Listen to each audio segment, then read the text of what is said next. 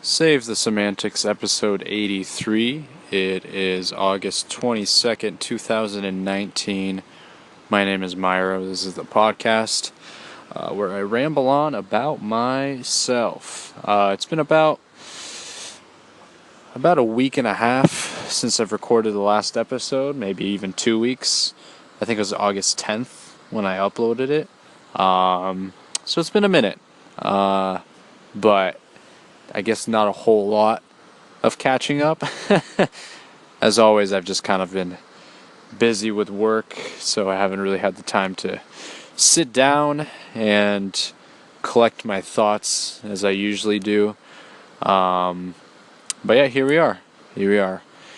Kind of nearing the end of August, although we have about a week or so left.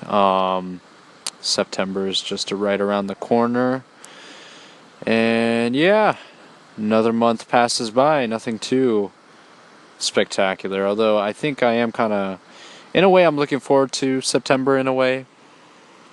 I'm looking forward to having a bit more time to kind of relax and stuff. Although right now is kind of like a nice period for me to just sort of take a step back and chill out for a little bit, but I guess I could use a little more of that. Not to be too greedy by any means, but just prepare for that. Prepare the calm before the storm, if you will.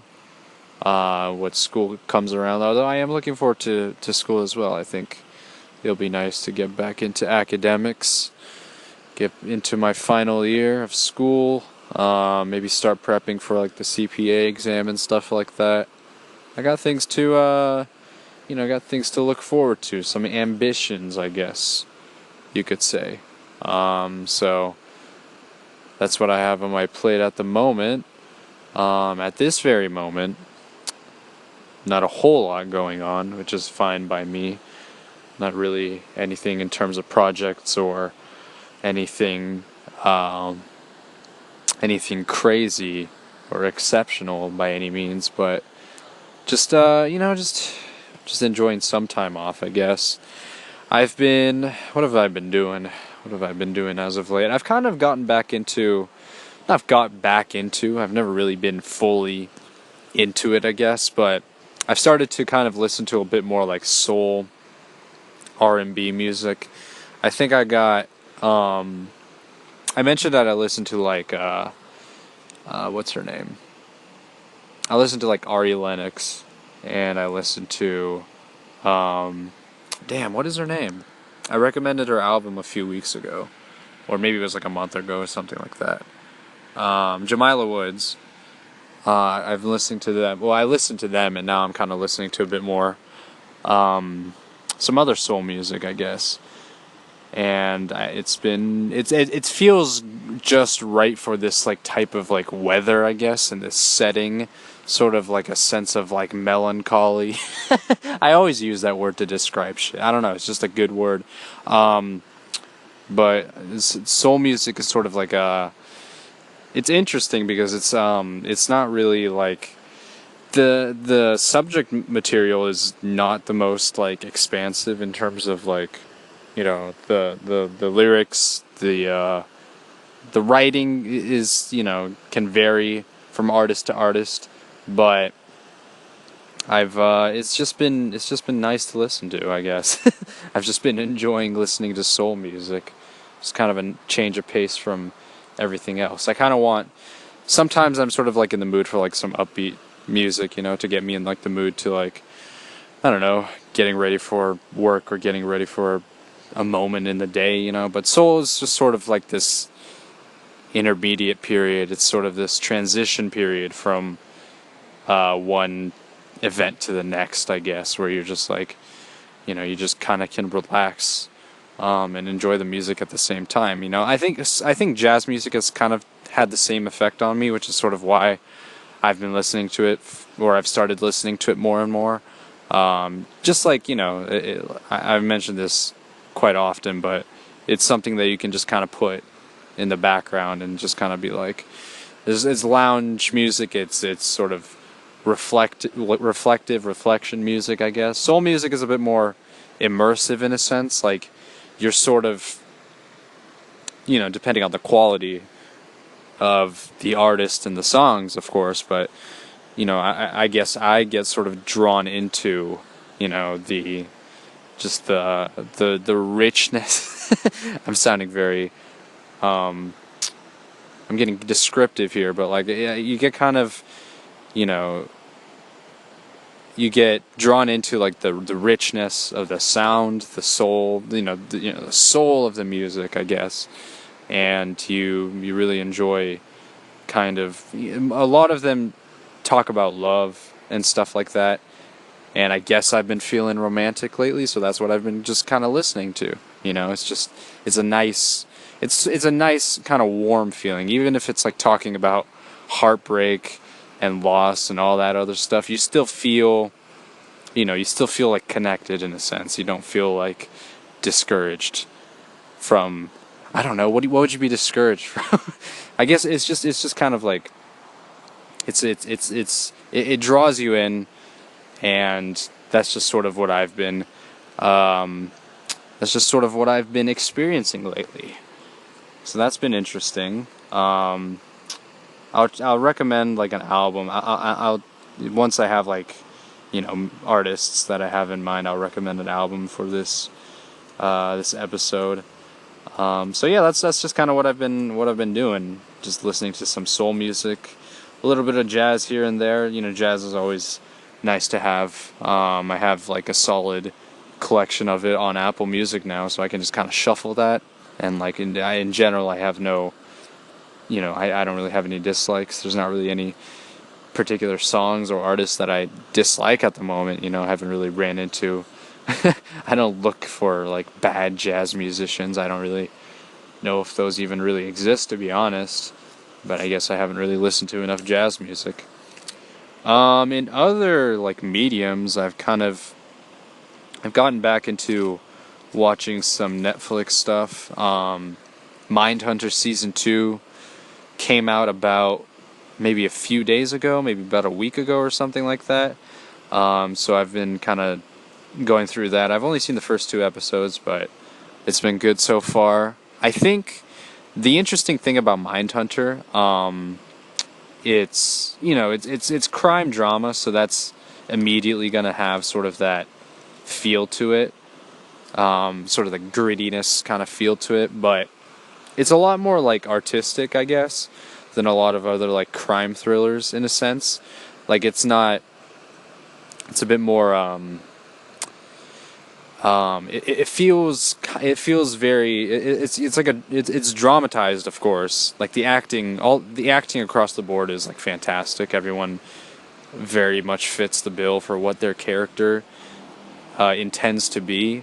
But like I think when I first watched the very first episode, about like 2 years ago when it was released, like I was kind of put off a little bit by like the kind of like the stiff acting, I guess. It didn't feel like very genuine to me. Maybe I felt like it felt a bit too, I guess, like Hollywoody in a sense. But I think as the series has progressed, you've kind of grown to appreciate the style by which the material is handled. I think it's got an interesting style for sure. The acting, it's kind of feels like it's like a play. It's kind of like a play. The dialogue can it can like go through long stretches of time, or it can just kind of go, like characters can kind of be monologuing. That's what it sort of feels like. That's something that I kind of appreciated about it. Like that, there's a very, very distinct style to Mindhunter, and I think a lot of it could like equate to like David Fincher's like direction. I'm a pretty big fan of David Fincher's like work and stuff. Like all of the majority of the movies that I've seen of his are like all fantastic. And I think he sort of brings this kind of interesting take on things. And I guess in this case of Mindhunter, it's like it represents, like it feels very much like a stage play, I guess. Like the interactions between the FBI agents and the serial killers, it's something that I could see witnessing on like Broadway, because it's very much like dialogue heavy, you know. The interactions between those, like the characters, are very much sort of like the heart of the the the show, because like you're kind of, you're drawn into like the conversations that they have. You kind of, we want to understand like the reasons for why they kill the way that they do kill, and you kind of you're sort of, you want to try to understand that. You want to understand their motivations. You also want to understand like the agents' motivations. Like, why do they want to know? Why do they want to know how these killers killed? You know, like, it's just sort of these interactions, and I guess that's sort of why I feel like it's like an interesting kind of a style. It feels sort of fit to be like on like a stage, just 'cause sort of the way it's kind of like dramatized, and the acting as well. Like, it's just a very, it's a pretty unique show, I guess. You know, maybe I haven't really watched a whole lot of like TV dramas, maybe, but like this is the one show where it feels kind of distinct in its way, you know. Again, it's probably because of David Fincher's direction. As much as I love and enjoy Stranger Things, I think Stranger Things kind of suffers a little bit from its, like, everyone, the acting is great, you know. I think the acting is great, and the story is whatever. It's kind of like a fun, it's a fun nostalgia driven TV show. But I think that sort of it obviously makes itself distinct through its use of like 80s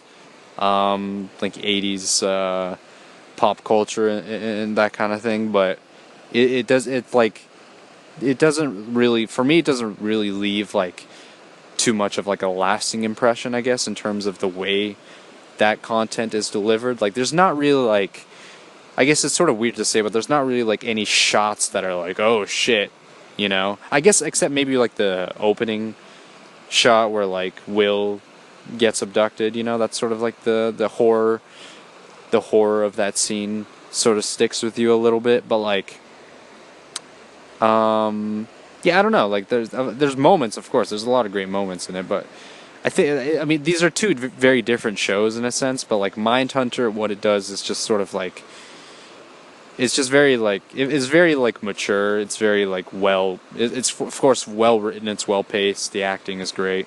Everyone really just kind of puts, their all into it.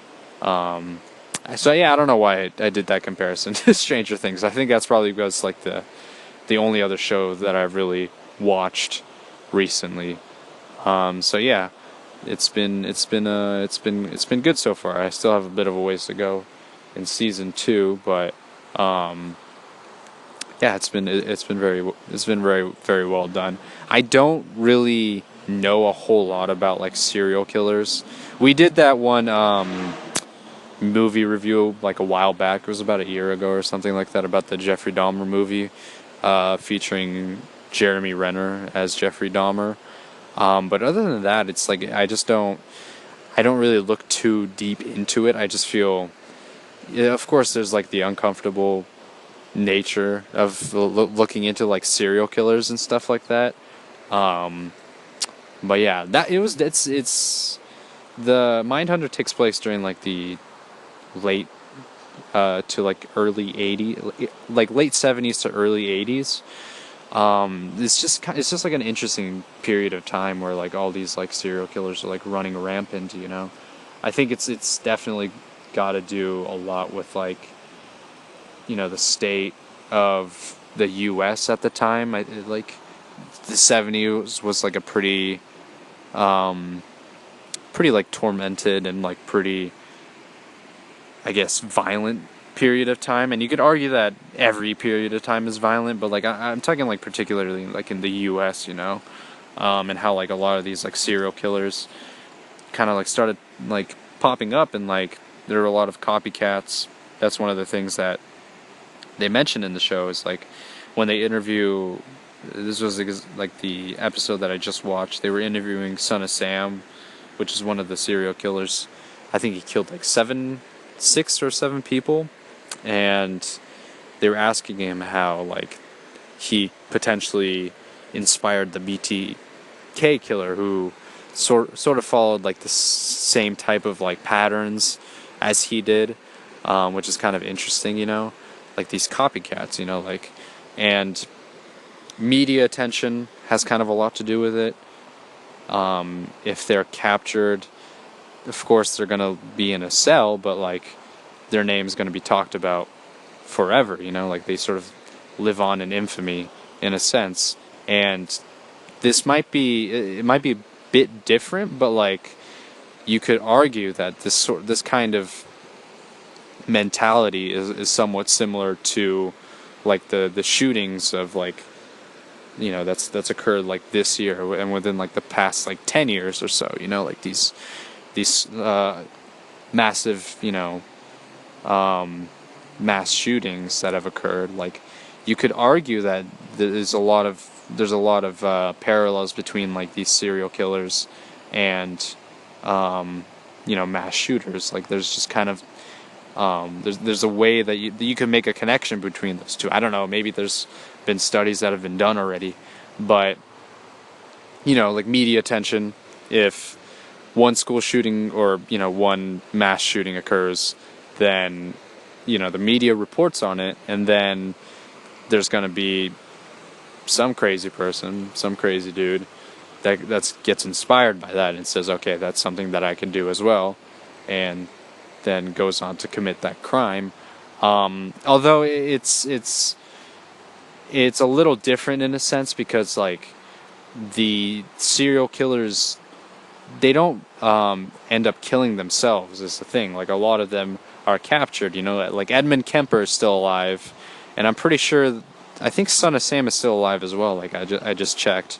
So like these guys kind of, they're either captured or they turn themselves in, like I think it is, so it's a bit different in a sense, like the mental state of these individuals, it could be, it could be vital to kind of look into that kind of thing, I'm not saying that serial killers are equated with mass shooters, but like you could argue like, the amount of damage that they do is like kind of damning. Like the fact that they, of course they with a gun you can kill way more people, for one thing. Maybe there's not as much of like meticulous planning to murder like a specific victim. That's just sort of the main difference that I can point out, is the fact that there's like planning involved with like these serial killers, that they sort of they pick out their victims, like the mass shootings that have occurred very recently, they're not very targeted. I mean, there are ways that you could argue that they targeted a specific racial group and stuff like that, but like they don't target specific individuals, like one single person, and then like chop up their body or whatever. They don't do that. They just kind of shoot them, just in a killing spree. So yeah, I don't know. That's just it's just kind of interesting to think about. But they're considering that the FBI has sort of Mindhunter is like based on true events. It's based on a novel. And the fact that, the FBI has been able to create this behavioral science unit in it, should mean that hopefully they can like contribute in some ways to figuring out like how like these mass, how shooters like operate and stuff like that.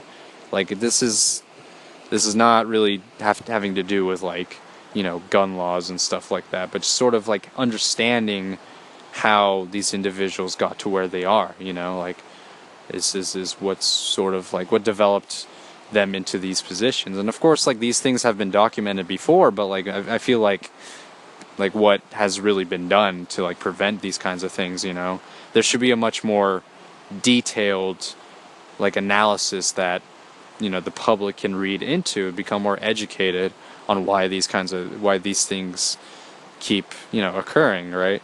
Aside from all the politics and all that shit, like actually do some scientific research and understand why these things have occurred. I feel like there's enough data, to do that. It's unfortunate because there's been so many shootings, but there's plenty of data to sort of understand these types of things. I'm sure there's probably like some academic journals that have been written on the subject. So yeah, maybe I'll look into it. We'll see. Anyways, that's probably going to do it for this episode. The album that I wanted to recommend, if I can find it, it is by Durand Jones and Durand Jones and is it Instigators? No. What is it? Hold on. Give me one moment. Durand Jones and the Indications. And the album is called American Love Call. It just was released earlier this year. It's just a really good album. Every song on here is like just great. Like I already have songs that have just kind of been on repeat constantly. Like if you're just driving or whatever, it's perfect. It's a perfect album for that kind of thing. Driving around, if you're just kind of chilling, it's a nice experience. American Love Story by Durand Jones and the Indications. I'll just make sure that I type it out. Maybe I will include a link to like a song of theirs on YouTube or something like that. Anyways, that's probably going to do it for the podcast today. This has been Save the Semantics, signing off.